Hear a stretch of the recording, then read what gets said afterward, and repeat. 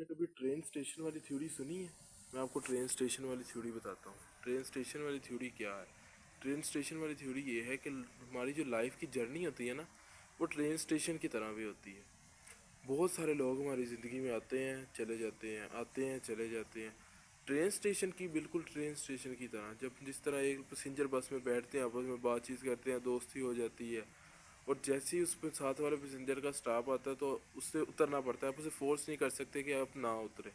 इसी तरह अगर आपकी ज़िंदगी में कोई भी मुश्किलात आती है तो आपको चाहिए कि आप उसको एक पैसेंजर की तरह, या आप उसको एक दोस्त की तरह समझ लें। ये मुसाफिर मेरे साथ बस में बैठा था, इसका स्टेशन आ गया, उतर गया।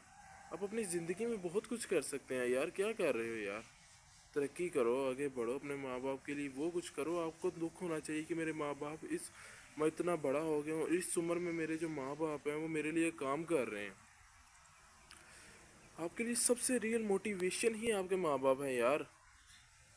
माँ बाप के हालात को चेक करो। बाप को देखो वो किस तरह मेहनत कर रहा है, किस तरह मेहनत मजदूरी कर रहा है। माँ को देखो वो किस तरह इस उम्र में कितनी मेहनत से आपके लिए काम कर रही है। ख्याल करो यार उनका। ये माँ बाप वो बार बार नहीं मिलते। माँ बाप बार बार नहीं मिलते यार।